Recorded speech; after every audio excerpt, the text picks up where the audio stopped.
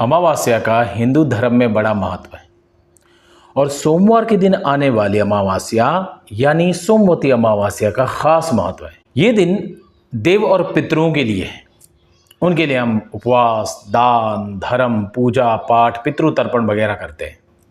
देव प्रसन्न होते हैं और पितृ तृप्त होकर हमारी बाधा दूर करते हैं। पितृ बाधा दूर होती ही हमारे घर में सुख, शांति, समृद्धि, ऐश्वर्य, आनंद वगैरह आता है और महालक्ष्मी जी की कृपा भरपूर रहती है।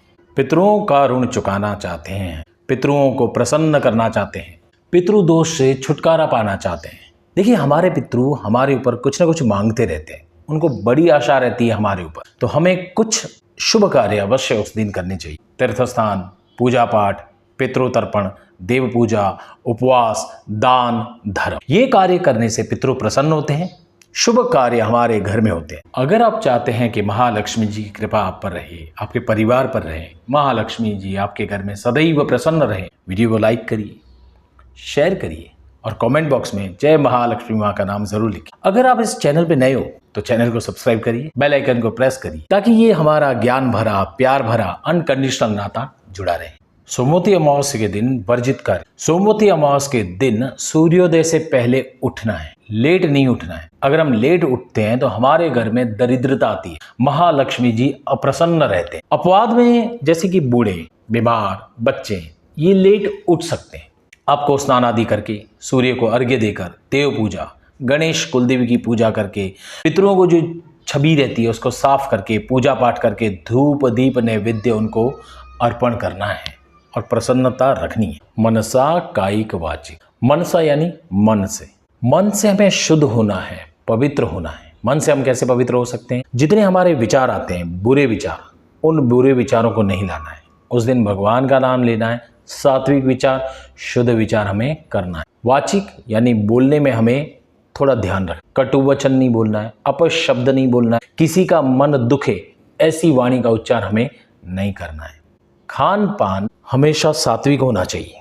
उस दिन आपको मांस, मछली, अंडा, दारू यानी मदिरा निषेध है। उपवास रखना है, फलाहार करना है, सात्विक भोजन करना है। घर के सदस्यों के बीच शांति बरतनी है, लड़ाई झगड़ा वाद विवाद न हो, इसकी खास ध्यान रखनी है। किसी भी जीव को प्रताड़ित न करें, अहिंसा का भाव रखें। सोमवती अमावस्या के दिन कुछ भी नया नहीं खरीदना है। वाहन, घर, गहना, नए घर में भी नहीं जाना है, वास्तु वगैरह भी नहीं करना है। स्त्रियों को श्रृंगार की चीजें भी नहीं खरीदनी है। कपड़े नहीं धोने चाहिए, बाल नाखून को नहीं काटना चाहिए। सरसों का तेल वर्जित है, सरसों के तेल से हमें मसाज भी नहीं करनी है, उससे स्नान भी हमें नहीं करना है। दोपहर को सोना भी नहीं है, सुई धागा उसका भी यूज नहीं करना है, नया कपड़ा नहीं खरीदना है और सीना भी नहीं है। संध्या समय दरवाजा बंद न रखे, दरवाजा खुला रखे। संध्या समय हमें भोजन नहीं करना है, लेटना नहीं है। संध्या समय हमें वाद विवाद नहीं करना है, संध्या समय में झाड़ू भी नहीं मारना। संध्या समय हमें भगवान का नाम लेना है, पितरों को याद करना है। अमावस्या के दिन सूर्य चंद्र एक हो जाता है, चंद्र पूरा ढका हुआ आता है। चंद्र का संबंध हमारे मन से होता है, तो जिनकी हॉरोस्कोप यानी कुंडली यानी जन्म पत्रिका में चंद्र निर्बल हो, यानी उनका मन बहुत निर्बल होता है, वो थोड़ी ज्यादा भावुक होते हैं, हृदय कमजोर होता है, उनको सुनसान जगह पे बिल्कुल ना भेजें, वरना भूत प्रेत बाधा, करनी, मैली विद्या, जादू टोना उन पर हो सकता। सोमवती अमावस्या के दिन, इस महान दिन अगर हम कुछ कार्य करते हैं जिससे महालक्ष्मी जी प्रसन्न होते हैं, पितरों प्रसन्न होते हैं, शुभ कार्य में बाधा जो होती है वो दूर होती है। स्नानादि करने के पश्चात हमें सबसे पहले सूर्य को अर्घ्य देना है। ओम सूर्याय नमः बोलकर सूर्य भगवान को अर्घ्य प्रदान करना है। सूर्य भगवान को अर्घ्य प्रदान करने के पश्चात हमें शिव जी की पूजा करनी है। तांबे के कलश में जल, काले तिल, बिल्वपत्र, चंदन, कच्चा दूध, स्टील के लोटे में थोड़ा सा पंचामृत लेकर आपको ओम नमः शिवाय बोलकर शिव जी की प्यार से पूजा करनी है और पितृ प्रसन्न होते हैं और हमारे घर में सदैव आशीर्वाद रहता है। सोमवती अमावस्या के दिन कुछ लोग तीर्थ स्नान करते हैं, तीर्थ में अनुष्ठान करते हैं, पितृ तर्पण करते हैं। अगर हमसे ये संभव न हो तो घर के अंदर ही गंगा जल छिड़कना है, गौमूत्र छिड़कना है। और गंगा जल और गौमूत्र न मिले तो तांबे के कलश में आपके घर का पानी कुश यानी दर्भ से छिड़कना है। दर्भ से पितरों की मुक्ति होती। सोमवती अमावस्या के दिन हमें गाय पूजा अवश्य कर, गाय को ग्रीन चारा खिलाना है, गुड़, चना दाल, लड्डू, साबुत मूंग वगैरह खिलाना है।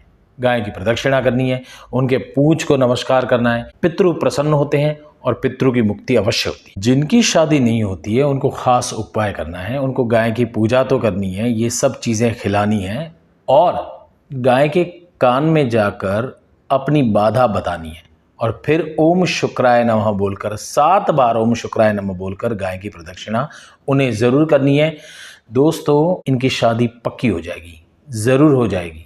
जिनको लव मैरिज करना है वो भी ये उपाय कर सकते। उस दिन हमें श्वान ग्रास यानी डॉगीज, उनको भी हमें खिलाना है, उन्हें पानी पिलाना है, रोटी, दूध, चावल खिलाना है। कुत्तों को खिलाने से काल भैरव जी प्रसन्न होते हैं। काकवास, कौओं को खिलाना है, खीर पूड़ी खिलानी है। देखिए, गाय, कौआ और कुत्ता, उनके माध्यम से हमारे पितृ भोजन करते हैं और वो हमें श्रद्धा से उनको भोजन करवाना है। जिनको अपने घर में अपार धन, सुख, समृद्धि चाहिए, व्यापार अटकता हो, तो उनके लिए खास उपचार आफ्टरनून 12:16 से लेकर 1:06 तक अभिजीत मुहूर्त है। एक नक्षत्र है 28वां, जो बहुत ही पावरफुल नक्षत्र होता है, अभिजीत। उस समय आपको भगवान के मंदिर के सामने अपने घर के अंदर ओम नमो भगवते वासुदेवाय का जाप करना है। संध्या समय हमें पीपल के पास जाकर दीप दान करने, 3, 5, 7, 9, 21, 51 या 108 शुद्ध घी के दीपक जलाने। अगर हमारा सामर्थ्य न हो तो एक दीपक अवश्य जलाना है। ये दीपक जलाने से हमारे पितृ प्रसन्न होते हैं।